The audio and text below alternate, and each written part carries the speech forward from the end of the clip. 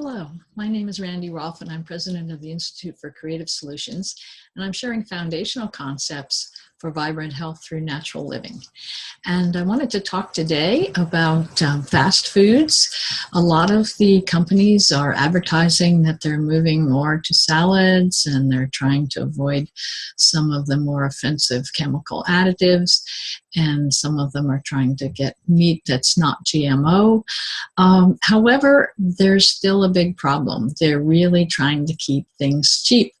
And a recent study in Canada found that one of the fast food companies has a chicken sandwich type thing, a sub, that is now fortified with half soy. And this is going to be GMO soy most likely, because 80 to 90% of the soy sold today is GMO. And there's a serious issue when half of the chicken in your sub is soy.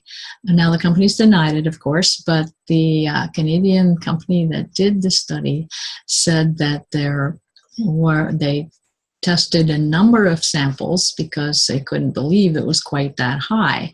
When they tested some of the chicken at some other fast food places, it was up to 10% because they have a lot of, they work in flavorings and condiments and that kind of thing. But having it around 50% was a little ridiculous. And they did a DNA test to see if there was chicken DNA in what was considered chicken meat, and found that half of it was soy instead of chicken. So that's serious. But the thing to take away from that is that you shouldn't make a regular diet of fast food because you don't know what's in it. And it's not hard to base your diet on home food that you have bought knowing its quality. And good quality food doesn't need much cooking, doesn't need much condiments, doesn't need much seasoning, because your body recognizes it as tasting good. So it's worth buying quality food, preparing it at home.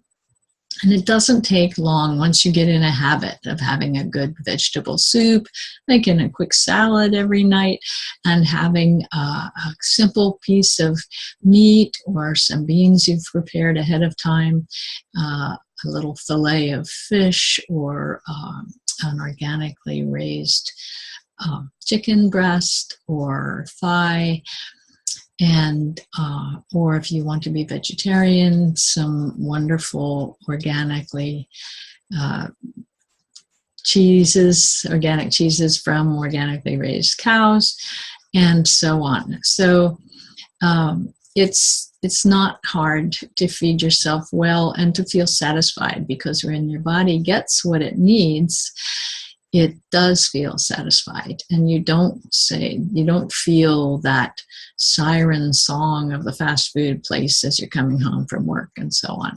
And many places now have places you can buy takeout that is relatively healthy, and they will tell you if it's organic or based on whole foods.